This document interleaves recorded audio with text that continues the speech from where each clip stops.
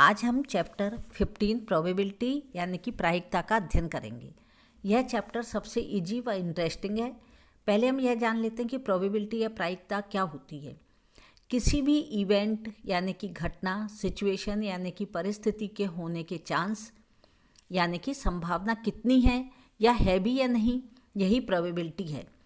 वैसे हमारे जो लाइफ है उसमें डेली ऐसे चांस या संभावना आते रहते हैं, लेकिन हम उन्हें समझ नहीं पाते। जैसे आपकी क्रिकेट टीम का दूसरी क्रिकेट टीम के साथ मैच है, उसमें आपकी टीम जीतेगी या नहीं, इसके चांस या संभावना कितनी है, यही प्रोबेबिलिटी है। इस चैप्टर को समझने से पहले हम कुछ मेन पॉइंट आपको समझा रहे हैं, जिन्हें लिखना नहीं है। यह आपकी बुक के चैप्टर 15 के लास्ट पेज पर समरी यानी कि सारांश के रूप में 7 पॉइंट दिए गए हैं। आप इन्हें अच्छी तरह से समझ लेते हैं तो स्वयं ही इस चैप्टर को इंटरेस्टिंग होने के कारण सॉल्व कर सकते हैं। इसका फर्स्ट पॉइंट है the difference between experimental probability and theoretical probability, यानी कि हिंदी मीडियम में इसे कहते हैं प्रायोगिक प्रायिकता और सैद्धांतिक प्रायिकता में अंतर। प्रायोगिक प्रायिकता यानी कि एक्सपेरिमेंटल प्रोबेबिलिटी क्या होती है? यह एक्सपेरिमेंट यानी प्रयोगों पर आधारित होती है।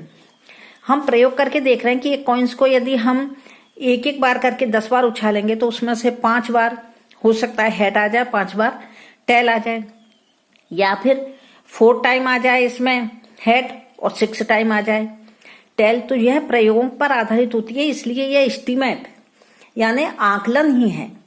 इसके जो रिजल्ट हैं, जो आंकड़े हैं, जो इसका परिणाम होता है वह एक्यूरेट नहीं होता। इसलिए जैसे कि हम एस्टीमेट किसे कहते हैं, आप लोगों ने बचपन में पढ़ा होगा, 6 से ही जो एस्टीमेट चालू हो जाते हैं कि यदि 99 है तो वो एस्टीमेट किसके नियरेस्ट किसके है, 100 के। तो इस तरह से इसमें भी क्या होता है कि यह एक एस्टीमेट हम बना लेते हैं कि यदि यह 450 आया है या 57 आया है तो ये 500 के नियरेस्ट है। तो इसका हम क्या है, एक एस्टीमेट ही होता है, ये एक्यूरेट आंकड़े नहीं बना पाता है। यानी कि जो इसके आंकड़े होते हैं, जो निकले हुए तथ्य होते हैं, वह एक्यूरेट नहीं होते। जबकि दूसरी क्या है, प्रोबेबिलिटी क्या है, थ्योरेटिकल, यानी कि जो सैद्धांतिक प्रायिकता है। यह आप इसको लिख लीजिए क्योंकि एग्जाम्पल में भी ये दिया गया है, इसको आप लिख लीजिए। यह 15 चैप्टर में शुरुआत में इसकी डेफिनेशन भी लिखी हुई है, क्योंकि यह 2 मार्क्स में क्वेश्चन आ सकता है। तो जो सैद्धांतिक होती है यानी कि थ्योरेटिकल होती है, वो क्या होती है, यह आपके 10th के कोर्स में है। यह जब हमारे को किसी भी प्रोबेबिलिटी का फेयर यानी कि न्याय संगत रिजल्ट लाना होता है, तब हम उससे क्या कहते हैं, थ्योरेटिकल या सैद्धांतिक, कि हमारे जो भी रिजल्ट है वो बिल्कुल फेयर आए। ऐसा नहीं हो कि हमने जो प्रोबेबिलिटी है वो किस में आ रही है, शायद ऐसा हो सकता है, तो यह प्रोबेबिलिटी नहीं होगी। यानी कि ये हमारा क्या हो गया, न्याय संगत। और जो सैद्धांतिक इसका दृष्टिकोण है यानी जो अप्रोच है, उसको क्या कहते हैं, न्याय संगत। उसके जो रिजल्ट आएंगे वो न्याय संगत या क्या होंगे, बिल्कुल एक्यूरेट होंगे। इसे हम अभी जो सेकंड पॉइंट आपको पढ़ाएंगे, जिसमें ये लिखा हुआ है where we assume that the outcomes of the experiment are equally likely, इसमें हम आपको इस सैद्धांतिक का अच्छी तरह समझाएंगे। ये हमने इसके में बताया कि यहाँ हम कल्पना करते हैं कि प्रयोग के सभी परिणाम समप्रायिक हों। इसमें हम आपको जो सैद्धांतिक जो है, इसको अच्छी तरह से हम इस पॉइंट में और आगे विस्तार से समझाएंगे। अब इसका सेकंड जो है वो क्या चीज है,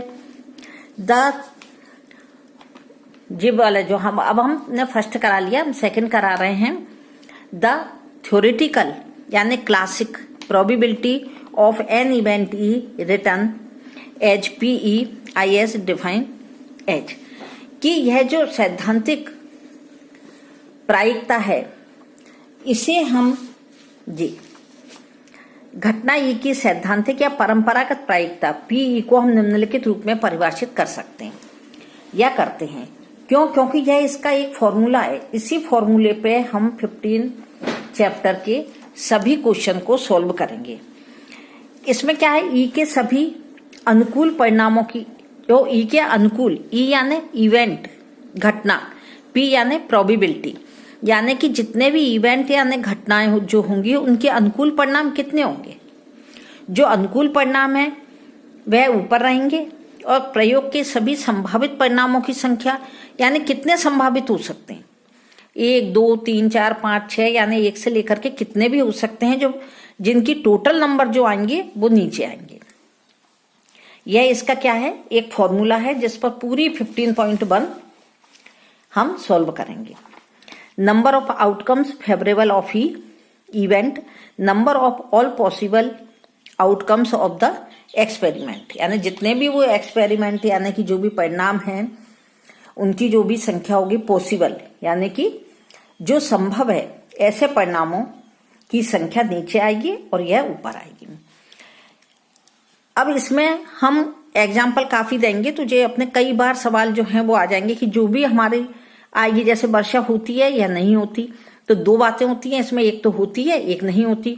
तो 1 + 1 यानी कि होती है तो इसमें 1 डालेंगे हम, और 1 + 1 यानी 2 होगी तो वो नीचे आ जाएगी, यानी 1/2 1/2 इसकी क्या हो जाएगी, प्रोबेबिलिटी हो जाएगी।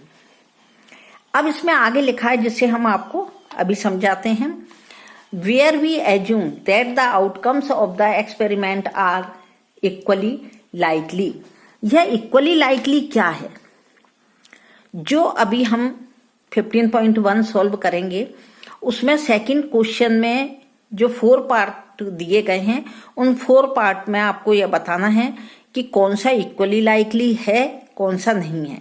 इसका अर्थ होता है समप्रायिक।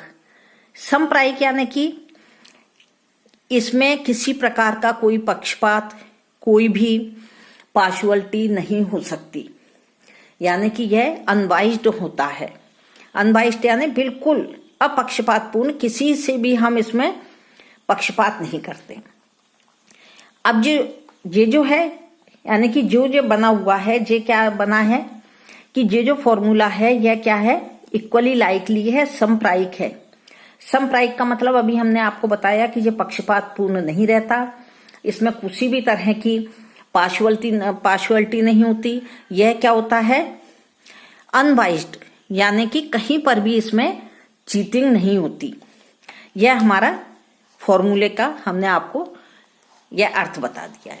यह अभी हम जो सेकंड क्वेश्चन कराएंगे 15.1 का, उसमें हमें यह बताना है तो हम एग्जाम्पल देख के आपको समझाएंगे। अब आता है third, the probability of A sure event और सर्टन इवेंट इज 1, कि एक निश्चित या निर्धारित घटना की प्रायिकता 1 होती है। निश्चित घटना होगी या नहीं होगी, इसकी एक ही प्रायिकता होगी, प्रायिकता 1 से अधिक नहीं होती। यदि हम इसको लेते हैं तो हम कहते हैं या तो वर्षा होगी या वर्षा नहीं होगी, तो यस या नो, तो इसमें से एक ही प्रायिकता होगी। हम ये नहीं कहेंगे वर्षा होगी भी और नहीं भी होगी, ऐसा नहीं होता। दूसरा, आप आज पढ़ेंगे या नहीं पढ़ेंगे, तो एक हो गई यस, एक हो गई नो। या नंबर से भी यदि हम देखते हैं कि हेड लिया हमने, एक कॉइन को उछाला, तो उसमें हेड आएगा कि टेल आएगा, तो एक ही चीज आएगी, इसमें दोनों नहीं आ सकते, एक ही आएगी। तो इसकी प्रायिकता जो निश्चित घटना है वह कितनी होगी, केवल 1 होगी। या तो इसमें हेड आएगा या टेल आएगा। हम कहते हैं कि नहीं हमें तो दोनों ही आना है, तो वो दोनों आना असंभव है। यदि हम उछालते हैं तो एक जो उसका हिस्सा रहता है वह किधर रहता है, धरती की तरफ, और दूसरा जो हमें दिखता है वह हम मानते हैं कि वह हेड है या टेल है, तो इसमें से कोई एक ही घटना होगी। तो यह थर्ड का आपका सोल्व हो गया। फोर्थ क्या है, एक असंभव घटना की प्रायिकता 0 होती है। कोई भी असंभव घटना होती है यानी इम्पॉसिबल, जो भी इम्पॉसिबल यदि है तो उसकी जो इवेंट होता है, जो घटना होती है वो क्या होती है, 0। इम्पॉसिबल, जैसे हम कहते हैं कि एक हाथी है वो हवा में आकाश में उड़ रहा है।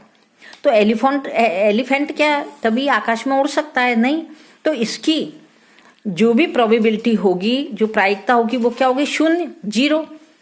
या फिर हम कहते हैं कि हमने 11 फीट का आदमी देखा, तो क्या 11 फीट का आदमी हो सकता है? नहीं। तो इसकी जो प्रोबेबिलिटी है, जो प्रायिकता है, वो क्या है? 0। ये 4th आ गया आपके समझ में। 5th है the probability of an event E is number P E such that 0 greater than P E और 0 equal to P E less than 1 equal 1। यानी कि जो 0 है, जो प्रोबेबिलिटी होती है वो 1 से छोटी या 1 के बराबर होती है और 0 से बड़ी या 0 के बराबर होती है। अब इसमें हम बता रहे हैं जी हिंदी मीडियम के बच्चों के लिए, घटना ई की प्रायिकता एक ऐसी संख्या है जो 0 से बड़ी होती है या 0 से बराबर होती है और 1 से छोटी या 1 से बराबर होती है, 1 के बराबर होती है। तो यदि हम इसमें देखें तो 0 से छोटी कौन सी संख्या होती है? यानी कि कोई भी संख्या जो कि माइनस की हुई वह क्या होगी? प्रोबेबिलिटी नहीं हो सकती। जैसे हम कह रहे हैं -3, -4 या 1 से बड़ी नहीं हो सकती कि हम कह रहे हैं नहीं हेड और टेल दोनों ही हैं, तो ऐसा नहीं, संभव नहीं है। यानी कि वह 0 के बराबर भी हो सकती है, क्योंकि 0 होने वाली हमने आपको भी 2 एग्जाम्पल दिए, एलिफेंट का और 11 फीट के व्यक्ति का। तो यह 0 हो गई। और 1 कौन सी होती है? जो हमने आपको अभी दिया था इसके ऊपर का, कि एक कॉइन लिया हमने, तो वो कॉइन क्या है? या तो हेड आएगा या टेल आएगा। तो इसकी 1 होती है, यानी कि 0 से बड़ी या 0 के बराबर होती है और 1 के बराबर या 1 से छोटी होती है। अब इसका 6 जो है वह भी आप समझ लीजिए। 6 क्या है? An event having only 1 outcomes is called an elementary event. Elementary event क्या होता है? जिसके केवल परिणाम, यदि हम कहते हैं कि जिसका केवल एक ही परिणाम हो, यानी कि कोई ऐसी घटना जिसका केवल एक ही परिणाम निकल रहा हो, उसे हम प्रारंभिक घटना यानी एलिमेंट्री इवेंट कहते हैं। वह घटना जिसका केवल एक ही परिणाम हो प्रारंभिक घटना कहलाती है। किसी प्रयोग के सभी प्रारंभिक घटनाओं की प्रायिकता का योग 1 होता है। अभी हमने आपको बताया कि जैसे एक में निकला टेल और एक हेड, यानी टेल और हेड ये 2 क्या हैं? प्रारंभिक घटना है इसकी, वह जिसका केवल एक ही परिणाम हो, यानी परिणाम इसका कितना निकलेगा? हेड और टेल, या तो जे निकलेगा या जे निकलेगा, केवल एक ही इसका परिणाम निकलेगा। तो यदि हम इन दोनों को प्लस कर देते हैं तो ये कितना हो गया? 2। लेकिन या तो किसी का हेड आएगा या फिर किसी का टेल आएगा, तो इसमें से केवल एक ही परिणाम इसका निकलेगा, तो ये कितना हो गया? 1। वह घटना जिसका केवल एक ही परिणाम हो वह प्रारंभिक घटना कहलाती है। इसी तरह से यदि हम कहते हैं कि हमने एक डाइस लिया, तो वह टोटल कितने होते हैं उसमें नंबर? 6। या तो 1 आ सकता है या 2 आ सकता है या 3, 4, 5 या 6। तो यह यदि 1 आता है तो अभी नंबर 1 ही है, तो 1/6 आ जाएगा। यदि 2 नंबर आता है लेकिन ये गिनने में तो 1 ही रहेगा, तो ये 2/6 भी हो सकता है। 3 आता है तो यह 3, लेकिन है 1, क्योंकि नंबर हम गिन रहे हैं तो इसको 1, 2, 3 यानी कि 1, 2, 3 नहीं गिन रहे, केवल 3 आएगा, क्योंकि एक साथ हम 3 और 4 को लेकर के इसको 7 नहीं बना सकते। तो ये एक ही बार गिना जाएगा, इसलिए यह क्या होगा? 1 ही इसकी क्या होगी? जो प्रारंभिक घटना है वह क्या होगी? इसका परिणाम एक ही प्रारंभिक घटना होगी, यानी कि रिजल्ट जो आएगा उसका वो एक ही आएगा, एक साथ 2 या 3 रिजल्ट नहीं आ सकते। इसके बाद आता है हमारा 7th, जिसे हम पहले भी दूसरे रूप में कर सकें, 7th कर सकते हैं, क्योंकि हम 7th से इसको भी समझते हुए आ रहे हैं। For any event E P E plus P E not या बार इजिकल टू 1। किसी घटना ई के लिए पीई को यानी कि पीई यस प्लस पीई यानी कि नो, इन दोनों को मिलाने के बाद में वो कितना बनता है? 1। वेयर ई नहीं stand, where E not stand, या हम वेयर ई बार कह सकते हैं इसको, स्टैंड फॉर नॉट ई, यानी कि इसको हम क्या कहते हैं, नहीं की घटना। यदि हम बाल लगा हुआ है तो इसे नहीं से व्यक्त करते हैं। E and E are called complementary event. यह हमने पहले 7th से पढ़ते आ रहे हैं कि 90 जो कॉम्प्लीमेंट्री एंगल होते हैं वो कितने के होते हैं, 90 के, सप्लीमेंट्री 180 के होते हैं। तो जो कॉम्प्लीमेंट्री एंगल होते हैं वो 90 का है। अब यह आप लोगों से कई बार पूछा गया होगा कि एक एंगल यदि 30 का है तो दूसरा एंगल कितना होगा। तो यह इसका पूरक है, यानी कि पूरक कितना होगा, हम यहाँ पे x मान लेते हैं और x = 19 - 30 कर देते हैं। तो यानी कि जो पूरक है इसका कॉम्प्लीमेंट्री एंगल है वो कितना आ जाता है, 60। यदि एक 45 है तो दूसरा कितना आ जाएगा, 90 में से हमने 45 को माइनस कर दिया। 15 है तो यहाँ कितना आ जाएगा, 75। तो 90 में से यह क्या हो गया, यह हमने इस तरह का समझा था। अब हम आपको इसमें बता रहे हैं कि एक तो है P E plus P E = 1। यदि यह PE हमें क्या करना है, किसी घटना की नहीं होने की प्रोबेबिलिटी फाइंड करना है, तो हम क्या करेंगे, P यह यानी कि क्या हो गया, ये इसको हम यहाँ नॉट भी लिख सकते हैं, 1 है इसकी। तो जो हमारी नहीं होने की है इसका मतलब यहाँ पे क्या आ गया, P E। इसे यदि हम दूसरे शब्दों में कहते हैं तो हम क्या करते हैं कि एक हाँ है एक ना है, यस और नो है। तो यदि हमें नहीं होने की प्रायिकता चाहिए तो कितनी हो गई, हम इसको जो होने की प्रायिकता है उसको 1 में से माइनस कर देंगे। जैसे किसी चीज की दोनों का सम तो 1 ही होगा, क्योंकि 1 से बराबर 0 से बड़ी और 1 से छोटी या 1 के बराबर होती है।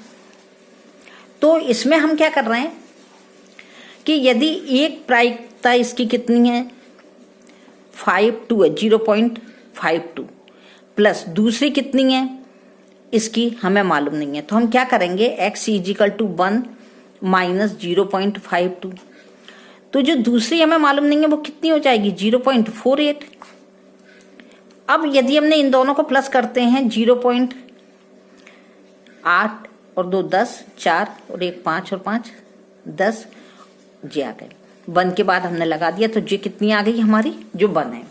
यानी कि यस और नो की दोनों की जो प्रोबेबिलिटी है दोनों का प्लस करने के बाद में वह कितनी बनती है, 1। यह हमारा क्या हो गया, इसके हमने आपको 7 पॉइंट समझा दिए, इन्हें आपको लिखना नहीं है। यह आप अपनी बुक के चैप्टर के पीछे जो सारांश या दिए गए हैं समरी में, उसमें आप देखकर कर सकते हैं। 6 वाली घटना में हम आपको एक बार और बताते हैं कि वह घटना है जिसमें केवल एक ही परिणाम होता है। जैसे कि हमने ये आपको बताई दिया, 1 एक हेड हो गया और एक क्या हो गया, टेल, और दोनों का जो सम है वो कितना है, 2। तो इसकी प्रायिकता कितनी हो जाएगी, हाफ हुई एक की, तो और दोनों की मिलकर कितनी हो गई, 2/2 यानी कि 1 हो गई। वह घटना जिसका केवल एक ही परिणाम हो या परिणाम हो एक प्रारंभिक घटना कहलाती है। तो यह प्रारंभिक घटना कितनी है, 1 है। इनका योग कितना आ गया, 1। किसी प्रयोग की सभी प्रारंभिक घटनाओं की प्रायिकता का योग 1 है। इसकी प्रायिकता हेड होने की क्या थी, 1, टेल होने की क्या थी, 1। यदि हमने इन दोनों को प्लस कर दिया तो वो क्या आ गई, 2/2 यानी कि 1। तो यह इसकी प्रायिकता कितनी हो गई, का योग कितना हो गया, 1। यह हमने आपको 7 इसके जो पॉइंट समझाए, इन्हें आप अच्छी तरह से कर लीजिए। नेक्स्ट वीडियो में हम जो 15.1 समझाएंगे वो आपको, यदि यह सारे समझ में आ गए तो आप स्वयं करके भी देखिए, और हम नेक्स्ट वीडियो में 15.1 के फर्स्ट सेकंड क्वेश्चन समझाएंगे, जो कि आप बिल्कुल इसके अकॉर्डिंग कर भी सकते हैं। Thank you.